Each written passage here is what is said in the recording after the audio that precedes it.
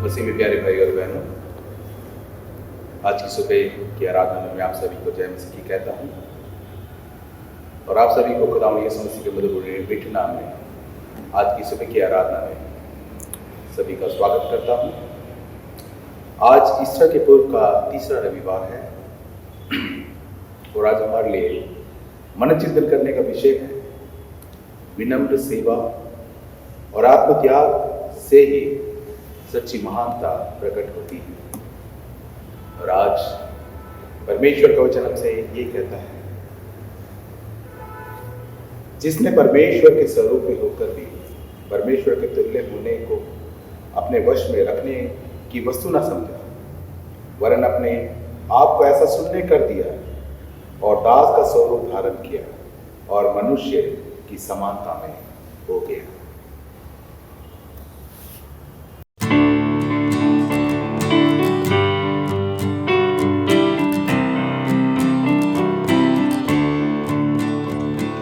मुक्ति दिलाए यीशु नाम, शांति दिलाए यीशु नाम। मुक्ति दिलाए यीशु नाम, शांति दिलाए यीशु नाम। यीशु दया का बहता सागर, यीशु दया का बहता सागर, यीशु है दाता महान, यीशु है दाता महान। मुक्ति दिलाए यीशु नाम, शांति दिलाए यीशु नाम। चरनी में तूने जन्म लिया यीशु, चरनी में तूने जन्म लिया यीशु, सूली पर किया विश्राम, सूली पर किया विश्राम। मुक्ति दिलाए यीशु नाम, शांति दिलाए यीशु नाम। हम पर भी यीशु कृपा करना, हम पर भी यीशु कृपा करना। हम हैं पापी नादान, हम हैं पापी नादान। मुक्ति दिलाए यीशु नाम, शांति दिलाए यीशु नाम। हम सबके पापों को मिटाने, हम सबके पापों को मिटाने यीशु हुआ बलिदान, यीशु हुआ बलिदान। मुक्ति दिलाए यीशु नाम, शांति दिलाए यीशु नाम। क्रूस पर अपना खून बहाया, क्रूस पर अपना खून बहाया, सारा चुकाया दाम, सारा चुकाया दाम। मुक्ति दिलाए यीशु नाम, शांति दिलाए यीशु नाम। मुक्ति दिलाए यीशु नाम, शांति दिलाए यीशु नाम। आइए हम सब मिलकर प्रार्थना करें। सर्वशक्तिमान परमेश्वर, आपके सम्मुख सबके हृदय खुले हैं, आप सबकी अभिलाषाओं को जानते हैं और आपसे भी कोई बेचिपा नहीं है। अपने पवित्र आत्मा की प्रेरणा से हमारे हृदय के विचारों को शुद्ध कीजिए ताकि हम आपसे पूर्ण रूप से प्रेम करें और योग्य रीति से आपके पवित्र नाम की स्तुति करें। हमारे प्रभु यीशु मसीह के द्वारा हमें स्वर्ग में परमेश्वर की महिमा और पृथ्वी पर के लोगों को शांति। हे प्रभु परमेश्वर, स्वर्गीय राजा, सर्वशक्तिमान पिता परमेश्वर, हम आपकी आराधना करते, आपको धन्यवाद देते और आपकी महिमा के कारण आपकी स्तुति करते हैं। हे प्रभु यीशु मसीह, परमेश्वर पिता के इकलौते पुत्र, हे प्रभु परमेश्वर, हे परमेश्वर के मेमने, आप जगत का पाप उठा ले जाते हैं, हम पर दया कीजिए। आप पिता की दाहिनी ओर विराजमान हैं, हमारी प्रार्थना स्वीकार कीजिए, क्योंकि केवल आप ही पवित्र हैं, आप ही प्रभु हैं, आप ही यीशु मसीह पवित्र आत्मा के साथ परमेश्वर पिता की महिमा में परम हैं। आमीन। आइए हम सभी मिलकर दया याचना की प्रार्थना में शामिल हो। प्रभु हम पर दया कीजिए, प्रभु हम पर दया कीजिए, क्रिस्त हम पर दया कीजिए, क्रिस्त हम पर दया कीजिए, प्रभु हम पर दया कीजिए, प्रभु हम पर दया कीजिए।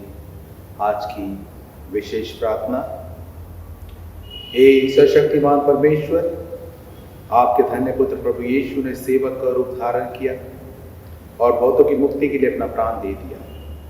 वर दीजिए कि हम उनकी दीनता में उनका अनुसरण करें और अपने सम्मान के लिए नहीं, वरन उनके निमित्त दूसरों की सेवा करने का प्रयत्न करें।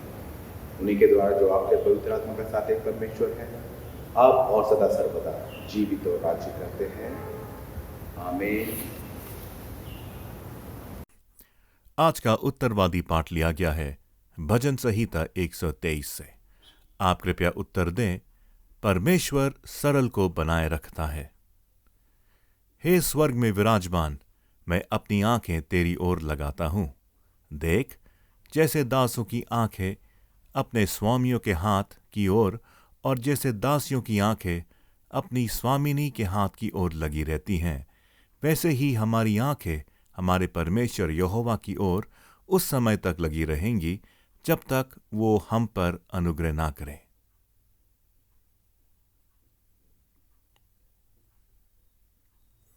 हम पर अनुग्रह कर, हे यहोवा, हम पर अनुग्रह कर, क्योंकि हम अपमान से बहुत ही भर गए हैं। हमारी जीव सुखी लोगों के ठट्ठों से और अहंकारियों के अपमान से बहुत ही भर गया है।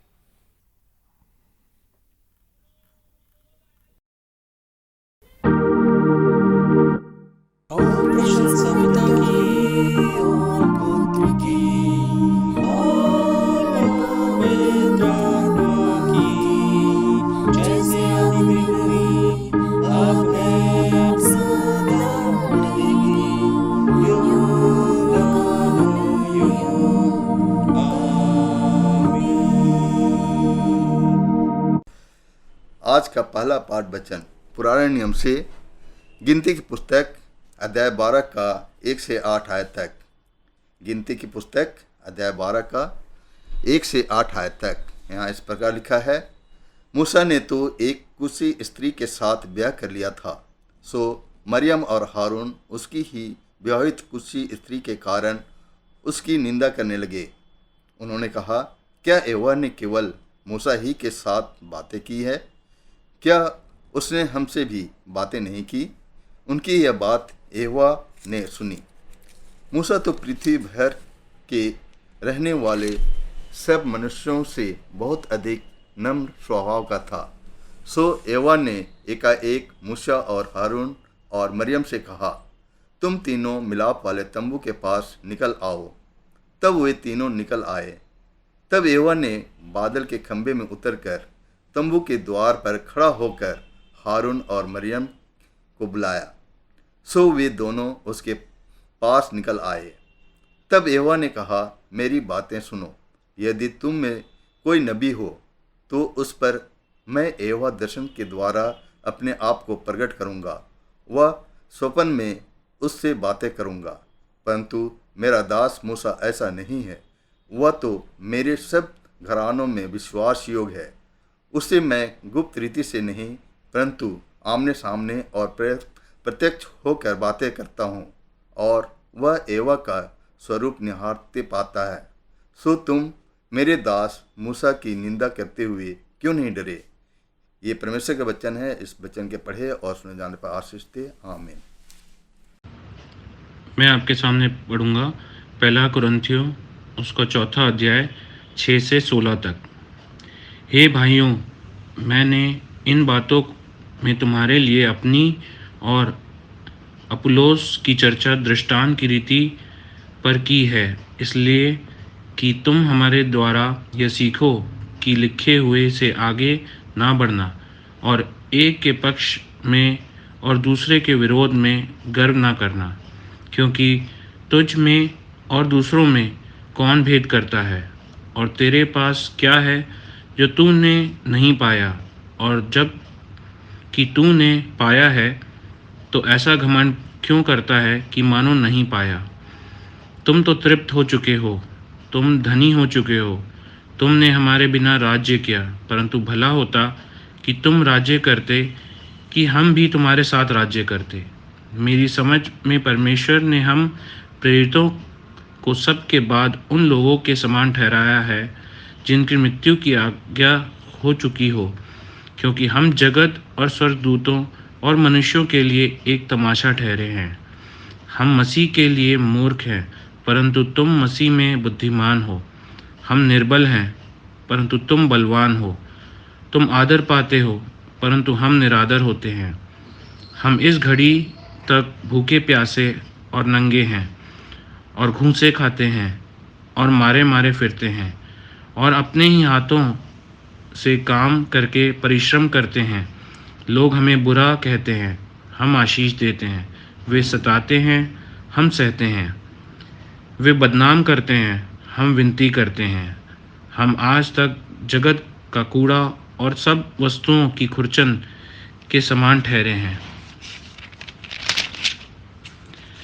मैं तुम्हें लज्जित करने के लिए ये बातें नहीं लिखता हूँ, परंतु अपने प्रिय बालक जानकर तुम्हें चिताता हूँ, क्योंकि यदि मसीह में तुम्हारे सिखाने वाले 10,000 भी होते तो भी तुम्हारे पिता बहुत से नहीं, इसलिए कि मसीह यीशु में सुसमाचार के द्वारा मैं तुम्हारा पिता हुआ। इसलिए मैं तुमसे विनती करता हूँ कि मेरी सी चाल चलो। परमेश्वर अपने पढ़े वचन के पढ़े और सुने जाने पे आशीष दे। आमीन। आज का सुसमाचार पाठ लिया गया है मरकुस रचित सुसमाचार उसका 10वां अध्याय और 35 से लेकर 45 आयत तक। तब जब्दी के पुत्र याकूब और यूहन्ना ने उसके पास आकर कहा, हे गुरु, हम चाहते हैं कि जो कुछ हम तुझसे मांगे वही तू हमारे लिए करे। उसने उनसे कहा, तुम क्या चाहते हो कि मैं तुम्हारे लिए करूं? उन्होंने उससे कहा कि हमें ये दे कि तेरी महिमा में हम में से एक तेरे दाहिने और दूसरे तेरे बाएं बैठे। यीशु ने उनसे कहा, तुम नहीं जानते कि क्या मांगते हो। जो कटोरा मैं पीने पर हूं क्या पी सकते हो? और जो बपतिस्मा मैं लेने पर हूं क्या ले सकते हो? उन्होंने उससे कहा, हमसे हो सकता है। यीशु ने उनसे कहा, जो कटोरा मैं पीने पर हूं तुम पियोगे, और जो बपतिस्मा मैं लेने पर हूं उसे लोगे, पर जिनके लिए तैयार किया गया है उन्हें छोड़ और किसी को अपने दाहिने और अपने बाएं बिठाना मेरा काम नहीं। ये सुनकर 10 याकूब और यूहन्ना पर रिसियाने लगे, और यीशु ने उनको पास बुलाकर उनसे कहा, तुम जानते हो कि जो अन्य जातियों के हाकिम समझे जाते हैं वे उन पर प्रभुता करते हैं, और उनमें जो बड़े हैं उन पर अधिकार जताते हैं। पर तुम में ऐसा नहीं है, वरन जो कोई तुमसे बड़ा होना चाहे वह तुम्हारा सेवक बने, और जो कोई तुम में प्रधान होना चाहे वो सबका दास बने। क्योंकि मनुष्य का पुत्र इसलिए नहीं आया कि उसकी सेवा टहल की जाए, पर इसीलिए आया कि आप सेवा टहल करें और बहुतों को छुड़ौती के लिए अपना प्राण दे।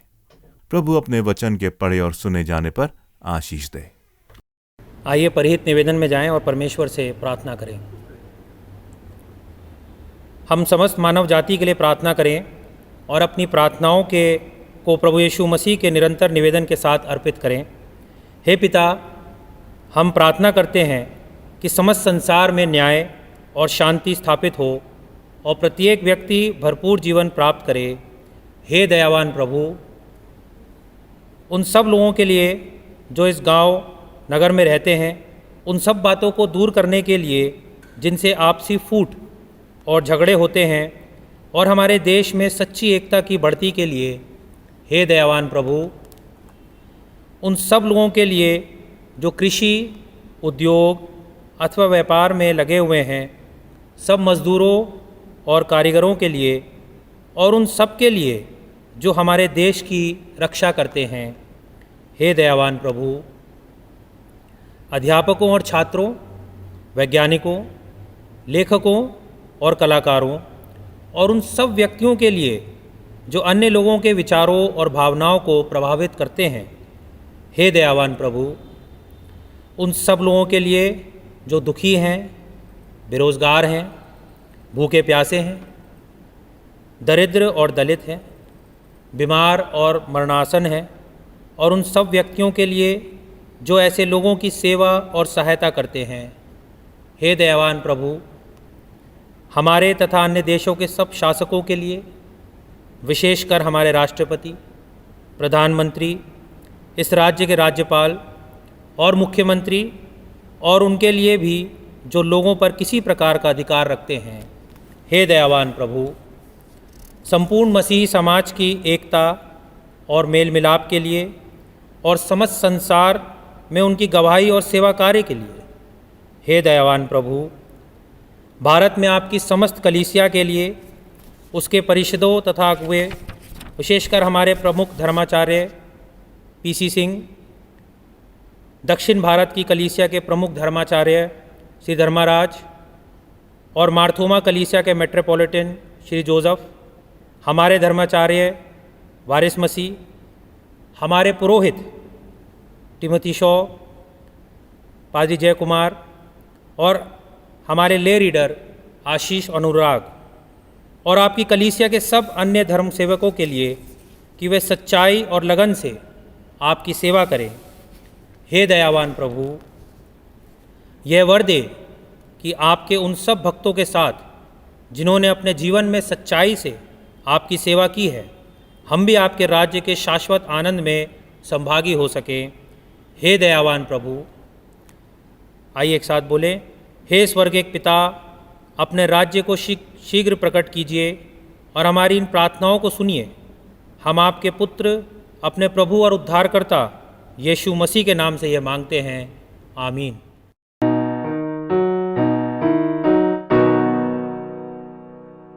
हे हमारे बाप, तू जो आसमान में है, तेरा नाम पाक माना जाए, तेरी बादशाहत आए। हे हमारे बाप, जैसे तेरी मर्जी आसमान में पूरी होती है, जैसे तेरी मर्जी आसमान में पूरी होती है, वैसे तेरी मर्जी जगत में पूरी हो जाए। हे हमारे बाप, रोज की रोटी हमारी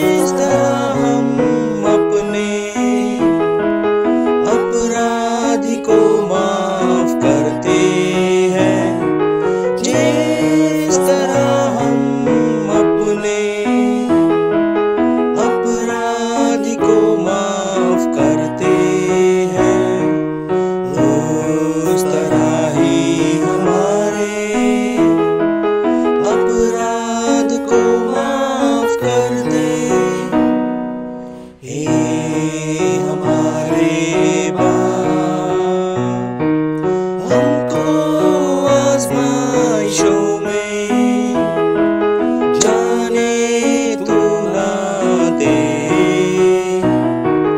हमको आजमाइशों में जाने तू ना दे, बल्कि बुराई से बचा, अपनी राह पर चला। हे हमारे बाप, क्योंकि आसमानी बादशाह और कुव्वत कुदरत, क्योंकि आसमानी बादशाह और कुव्वत कुदरत, ज़र और ज़मीं का जलाल है, हमेशा हो तेरा तेरा। आमीन आमीन आमीन, आमीन आमीन आमीन, आमीन आमीन आमीन।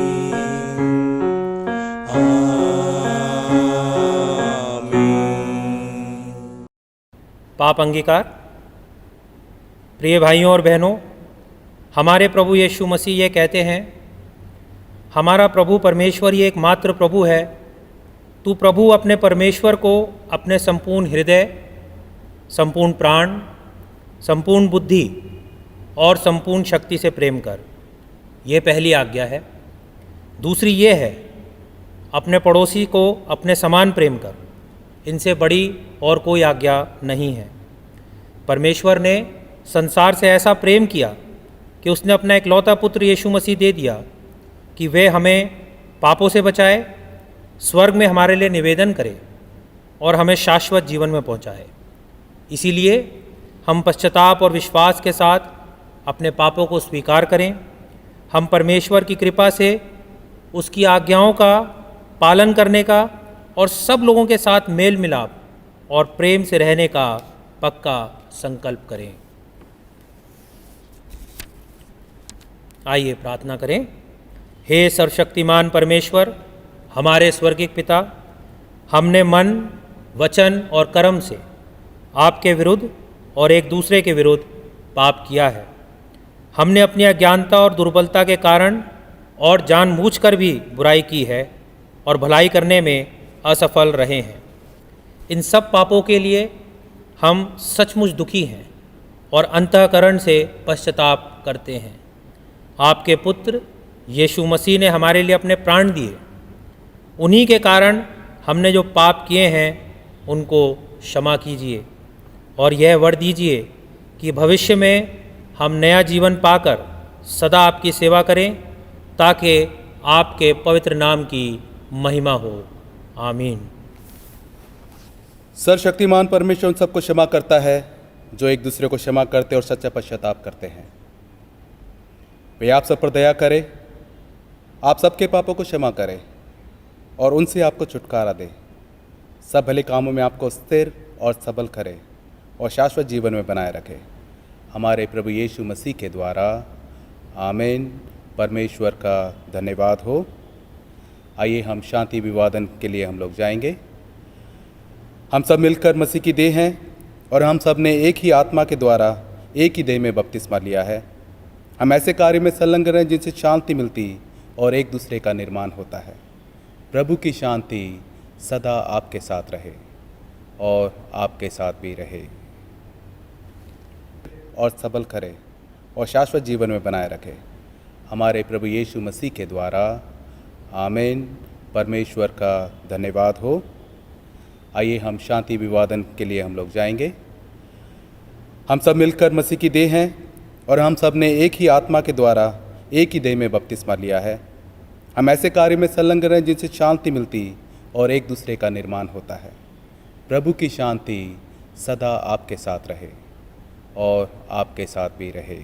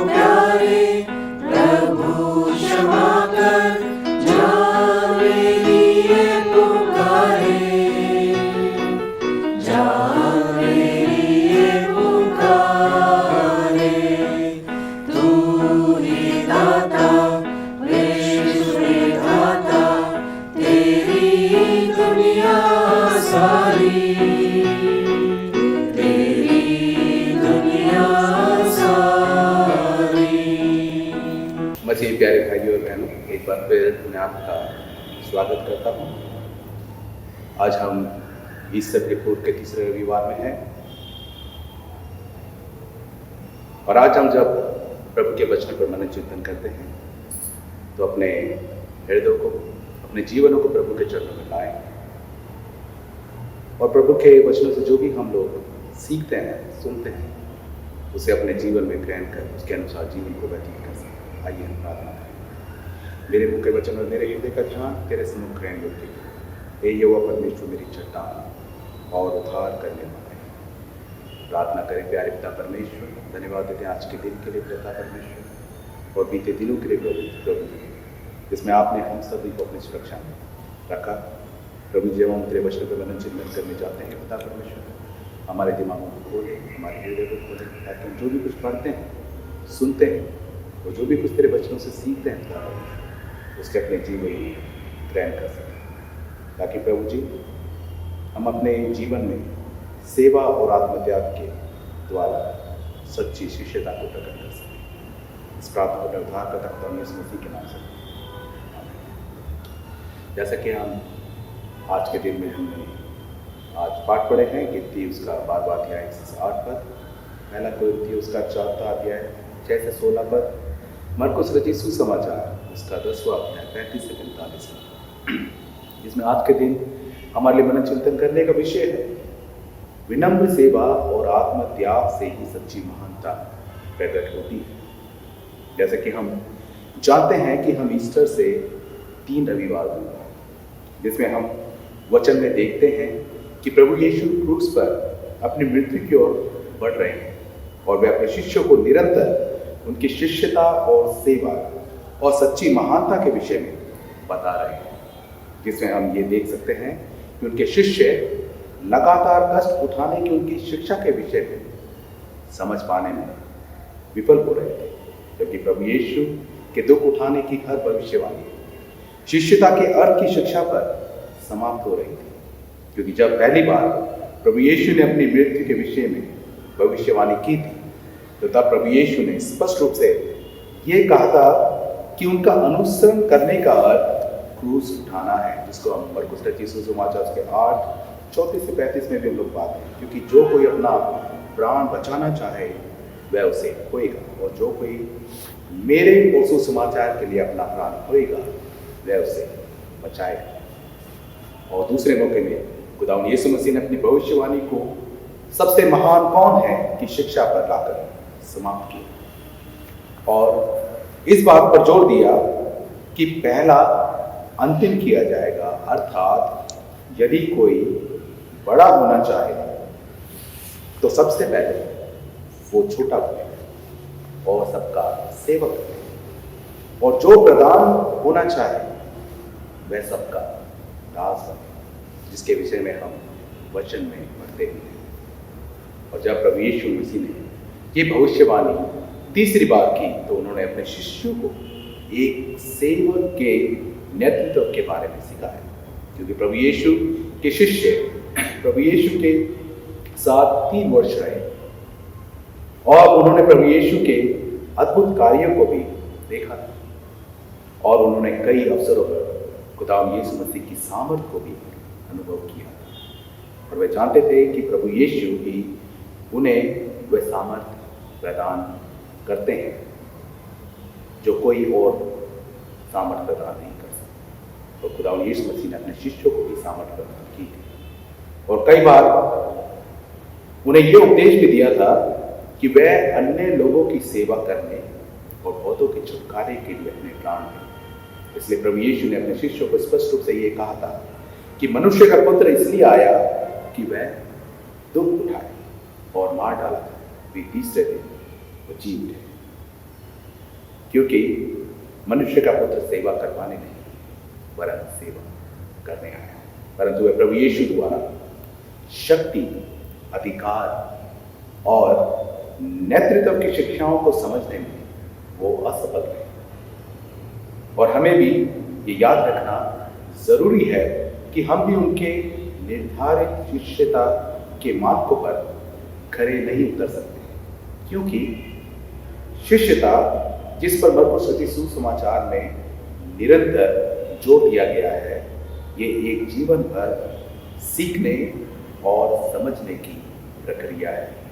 जैसा कि आज का विषय भी हमें ये बताता है कि विनम्र सेवा और आत्मत्याग से ही सच्ची महानता या शिष्यता प्रकट होती है। जबकि हम आज के दिन में गिनती उसका 12वां अध्याय उसके 1 से 8 को जब हम पढ़ते हैं, तो उसमें हम लोग मूसा के विषय में पाते हैं, जिसके विषय में बताया गया कि उसे परमेश्वर के आमने सामने बोलने का अधिकार प्राप्त था, और वह पृथ्वी भर में रहने वाले सभी मनुष्यों में सबसे अधिक नम्र स्वभाव का व्यक्ति था। परंतु जब उसने एक कुशी स्त्री से विवाह कर लिया, तो उसके कारण मूसा की बहन मरियम और हारून मूसा की निंदा करने लगे थे। ये सुन परमेश्वर ने उन्हें अपने पास बुलाकर उससे कहा कि मेरा दास मूसा निंदा करने के योग्य नहीं है, वरन वह तो मेरे सब घरानों में विश्वास योग्य है। इसलिए मैं उससे गुप्त रीति से नहीं वरन आमने सामने होकर बातें करता, जैसे कि कोई मित्र से बातें करता। और ये यहोवा और वह यहोवा के स्वरूप को निहारने वाला है। इसलिए तुम मेरे दास मूसा की निंदा करते हुए क्यों नहीं डरे? और हम देखते हैं कि परमेश्वर का क्रोध उन पर भड़का और परमेश्वर ने उन्हें दंड दिया, जिसके कारण मरियम को 7 दिनों तक कोड़ रहा। और जब मूसा ने परमेश्वर से विनती की तो परमेश्वर ने मरियम को चंगाई दी। इसलिए परमेश्वर का वचन हमें सिखाता है कि जब भी परमेश्वर के विश्वासियों के सेवकों की निंदा करते हैं तो इससे हम परमेश्वर को नाराज करते हैं। इसलिए हमें भी परमेश्वर के विश्वासियों के सेवक बनने का प्रयास करना चाहिए, ना कि निंदा, ताकि हम अपनी विनम्र सेवा और आत्मत्याग के द्वारा अपनी सच्ची शिष्यता को प्रकट कर सकें। यूहन्ना 15:8 में लिखा है कि मेरे पिता की महिमा इसी से होती है कि तुम बहुत सफल हो, तब ही तुम मेरे चेले कहलाओगे। क्योंकि जो पेड़ अच्छा फल नहीं लाता वह काटा और आग में झोंका जाता है। क्योंकि जब मूसा परमेश्वर के आमने सामने बातें करता था तो वह परमेश्वर के भय में और भक्ति के साथ परमेश्वर से बातें किया करता था, और उसका परमेश्वर के प्रति कभी भी आदर और सम्मान कम नहीं हुआ। जो आज ये वर्तमान समय की मांग है कि हम भी परमेश्वर के भय और उसके वचनों को अपने दिलों में ऐसे बसाएं ताकि हम लोग सुख और फल रहित जीवन से सावधान हो जाएं, वरन हमारा जीवन प्रभु के वचनों से, उसके कामों से बलवंत होना चाहिए। जैसे कि आज जब हम मरकुस रचित सुसमाचार उसका 10वां अध्याय उसके 35 से 45 में जब पढ़ते हैं तो यहाँ पर हम लोग पाते हैं कि यहाँ पर प्रभु यीशु के चेले प्रभु यीशु के दुख उठाने, प्रभु यीशु के मारे जाने और तीसरे दिन जी उठने के विचारों को वो समझ नहीं सके, जबकि प्रभु यीशु ने उन्हें कई बार ये उपदेश दिया था कि उनके लिए ये जरूरी है कि वे अन्य लोगों की सेवा करें और बहुतों के छुटकारे के लिए अपने प्राण दें। परंतु प्रभु यीशु के चेलों के विचार के अनुसार वह लोग प्रभु यीशु को एक मसीहा के रूप में देखते थे, जिनके पास वह सामर्थ्य थी जिसके प्रयोग करने से वह रोमी साम्राज्य का नाश कर रोमी शासन से मुक्ति दिलाएगा और प्रभु यीशु शक्ति और अधिकार के साथ यरूशलेम पर राज्य करेगा और चेलों को प्रभु यीशु के राज में महत्वपूर्ण पद मिलेगा, जिसके संदर्भ में याकूब और यूहन्ना प्रभु यीशु के पास एक विनती लेकर आए कि वह उन्हें अपने राज्य में सर्वोच्च स्थान दे, जिसमें याकूब और यूहन्ना ने प्रभु यीशु से यह विनती करी और उन्होंने उससे कहा कि तेरी महिमा में हम में से एक को तेरी दाहिने और दूसरे को तेरी बाएं बैठने दें। और मरकुस 3:33 में हम ये देखते हैं कि शिष्य आपस में ये वाद विवाद कर रहे थे कि उनमें सबसे बड़ा कौन है, और इसी वाद विवाद के बाद ये विनती याकूब और यूहन्ना के द्वारा प्रभु यीशु से की गई कि उनके राज्य में एक को दाएं और दूसरे को बाएं बैठने दिया जाए, जिसका सीधा अर्थ शक्ति और अधिकार से था, जबकि वह ये भूल गए थे कि उन्हें सेवकाई के लिए बुलाया गया है। क्योंकि प्रभु यीशु उनके शिष्यों को ये सिखाते थे कि यदि वे महान बनना चाहते हैं तो उन्हें दूसरों की सेवा करना सीखना चाहिए, जैसा कि खुदावंद यीशु मसीह ने अपने समय में रहकर सेवा करी। परंतु प्रभु यीशु के शिष्य प्रभु यीशु को एक संसारिक राजा के रूप में देख रहे थे, इसलिए वे प्रभु यीशु के राज में एक महत्वपूर्ण पद चाहते थे। जैसा कि हम आज के समय में, आज के समाज में, अपनी कलीसिया में और विभिन्न स्थानों में व संस्थाओं में उच्च पदों को प्राप्त करने के लिए क्या क्या नहीं करते हैं। हम लड़ाई झगड़े करते हैं, हम एक दूसरे को नीचा दिखाते हैं, हम रंग भेद, भाषा आदि का भेद हम लोग करते हैं, और मतदान के समय में हम ऐसी तैयारियां करते हैं मानो राजनीतिक मतदान हो रहा हो और वोटों को खरीदा और बेचा भी जाता है। क्या हमारे मसीह समाज के लिए ये बातें सही हैं कि हम इन पदों व स्थानों के लिए स्पर्धा करें या कंपटीशन करें? क्योंकि इन्हीं कारणों की वजह से आज के समय में मसीह सेवा के स्तर में पतन होता जा रहा है और ऐसी स्थितियां कलीसिया को अंधकार की ओर धकेलती है इसलिए यदि कोई व्यक्ति पाप कर रहा है तो उसका मतलब ये नहीं है कि हम भी उसमें शामिल हो जाएं, क्योंकि यदि हम सत्य पर नहीं चलते या उसे नहीं मानते हैं तो फिर हम कैसे व्यक्तिगत स्तर पर या सामूहिक स्तर पर सच्चाई के साथ स्थिर खड़े रह सकते हैं। इसलिए ज़रूरी है कि हमें जब कोई जिम्मेदारी दी जाती है तो उसे हम परमेश्वर के भय में रहकर उसे पूरा करें, तभी हम सच्चाई के साथ स्थिर खड़े रह सकते हैं। क्योंकि तकलीफ सहकर जिम्मेदारियों को ईमानदारी के साथ पूरा करना ही सच्ची सेवा है। और वचन में हम आगे देखते हैं, जब याकूब और यूहन्ना ने प्रभु यीशु के दाएं और बाएं बैठने की प्रभु से विनती की तो प्रभु यीशु ने उनसे कहा, तुम नहीं जानते कि तुम मुझसे क्या मांगते हो। जो कटोरा मैं पीने पर हूँ क्या तुम पी सकते हो, और जो बपतिस्मा मैं लेने पर हूँ क्या तुम उस बपतिस्मे को ले सकते हो। उन्होंने प्रभु यीशु से कहा कि हमसे ऐसा हो सकता है। यहाँ पर कटोरा पीना एक यहूदी वक्तव्य है जिसका अर्थ था दुख सहना या दुख उठाना, और बपतिस्मे का अर्थ है मृत्यु या मृत्यु को स्वीकार करना। अर्थात यहाँ पर कटोरा और बपतिस्मा प्रभु यीशु के दुख और मृत्यु की ओर संकेत करते हैं, जिसके लिए प्रभु यीशु ने उनसे कहा कि जिनके लिए तैयार किया गया है उन्हें छोड़ और किसी को अपने दाहिने और अपने बाएं बैठाना मेरा काम नहीं है। अर्थात प्रत्येक के लिए स्थान निर्धारण करना पिता के हाथ में है। और हम आगे देखते हैं कि ये सुनकर अन्य शिष्य याकूब और यूहन्ना पर क्रोधित हुए, परंतु प्रभु यीशु ने उनको पास बुलाकर उससे कहा कि तुम जानते हो कि जो अन्य जातियों के हाकिम हैं वह भी उन पर प्रभुता करते हैं, और जो उनके बड़े हैं वे उन पर अधिकार जताते हैं। वरन तुम में ऐसा नहीं है, परंतु जो कोई तुम में बड़ा होना चाहे वह तुम्हारा सेवक बने, और जो कोई तुम्हें प्रधान होना चाहे वह सबका दास बने। अर्थात प्रभु यीशु एक बार फिर अपने शिष्यों को याद दिला रहे हैं कि उन्हें संसार के अन्य लोगों के समान नहीं बनना है, क्योंकि संसार के लोग प्रथम स्थान प्राप्त करने के लिए, अधिकार प्राप्त करने के लिए, लाभ प्राप्त करने की खोज में हमेशा लगे रहते हैं।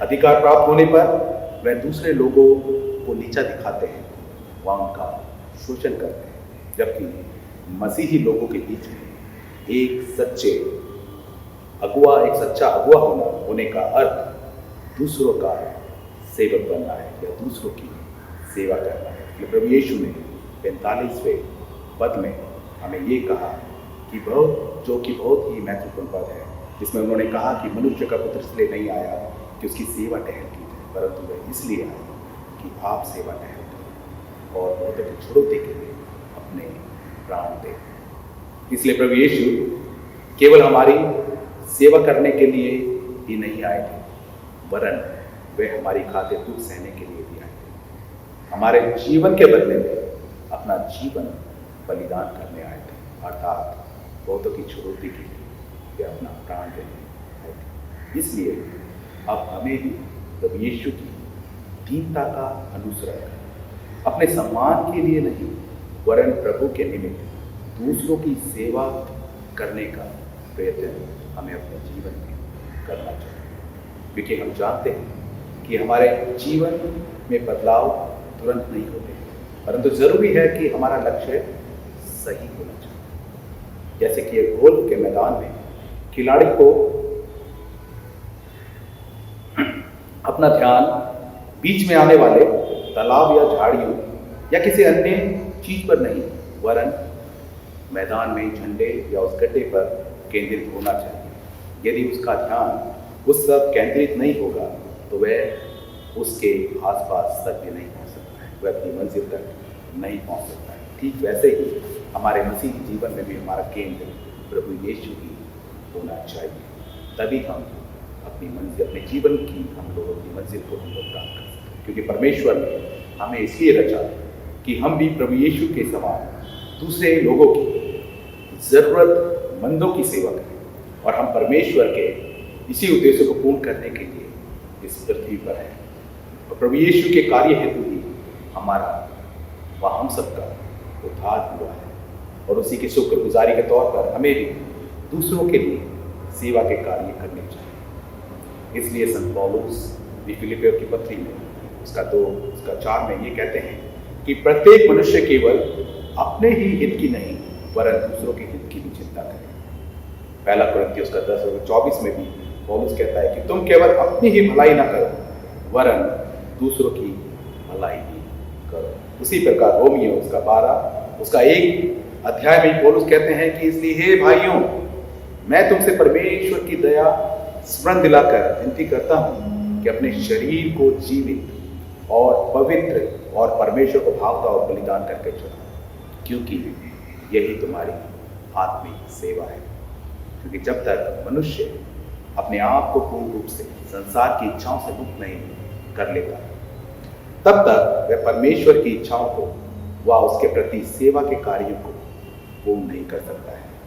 क्योंकि जो कोई अपना हाथ हल पर रखकर पीछे देखता है वह परमेश्वर के लिए योग्य नहीं हो सकता है। तो इसलिए आइए हम भी परमेश्वर और दूसरों के प्रति सच्ची सेवा को करें, ताकि हम भी अपनी विनम्र सेवा और आत्मत्याग के द्वारा परमेश्वर के प्रति सच्ची शिष्यता प्रकट कर सकें। खुदा आप सबको बहुतायत की आशीष दे।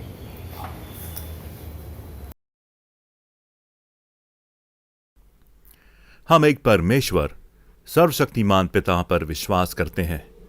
वह स्वर्ग और पृथ्वी का और समस्त दृश्य एवं अदृश्य वस्तुओं का करता है। हम एक प्रभु यीशु मसीह क्रिस्ट पर विश्वास करते हैं। वह परमेश्वर का एक लौता पुत्र, सर्वयुगों से पहले पिता से उत्पन्न, परमेश्वर से परमेश्वर, ज्योति से ज्योति, सत्य परमेश्वर से सत्य परमेश्वर, कृत नहीं वरन उत्पन्न है। उनका और पिता का तत्व एक है। उन्हीं के द्वारा सब वस्तुएं बनी। हम मनुष्य के लिए और हमारे उद्धार के निमित्त वह स्वर्ग से उतर आए। पवित्र आत्मा के सामर्थ्य से वह कुमारी मरियम से जन्मे और मनुष्य बने। पिन्तियुस पिलातुस के शासन में वह हमारे लिए क्रूस पर चढ़ाए गए। उन्होंने दुख भोगा, वह मरे और गाड़े गए। पवित्र शास्त्र के कथन के अनुसार वे तीसरे दिन जी उठे। वह स्वर्ग पर चढ़ गए और पिता की दाहिनी ओर विराजमान हुए। वह जीवित और मृतकों का न्याय करने के लिए महिमा के साथ फिर आएंगे और उनके राज्य का कभी अंत ना होगा। हम पवित्र आत्मा पर विश्वास करते हैं। वह प्रभु और जीवनदाता है। वह पिता और पुत्र से निकलता है। पिता और पुत्र के साथ उसकी आराधना और स्तुति की जाती है। वह नबियों के द्वारा बोला। हम एक पवित्र, सर्वलौकिक और प्रेरितीय कलीसिया पर विश्वास करते हैं। हम पापों की क्षमा के लिए एक बपतिस्मे को मानते हैं। हम मृतकों के पुनरुत्थान की और आने वाले युग के जीवन की प्रतीक्षा करते हैं। आमीन।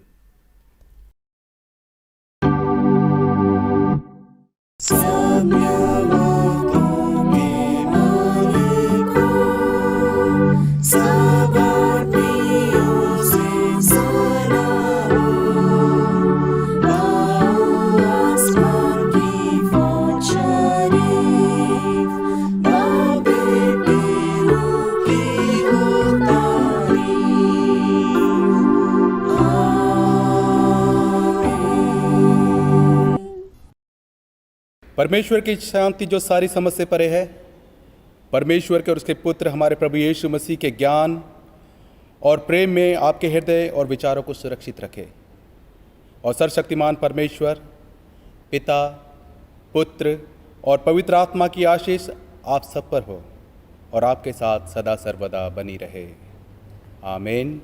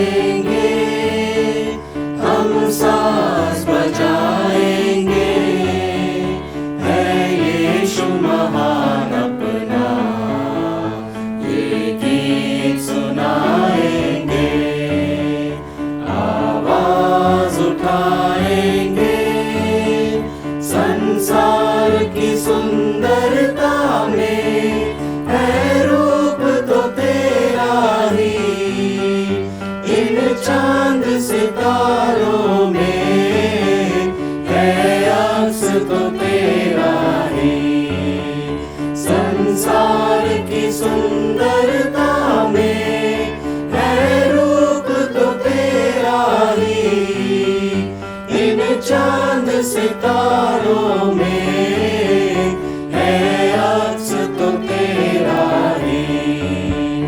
महिमा की तेरी बातें हम सबको बताएंगे। है यीशु महान अपना एक गीत सुनाएंगे। आवाज उठाएंगे, दिल तेरा खजाना है। एक पाक मोहब्बत का था पा न सका कोई। सागर है तू उल्फत का, दिल तेरा खजाना है। एक पाक मोहब्बत का था पा न सका कोई। सागर है तू उल्फत का। हम तेरी मोहब्बत से दिल अपना सजाएंगे। है यीशु महान अपना ये गीत सुनाएंगे।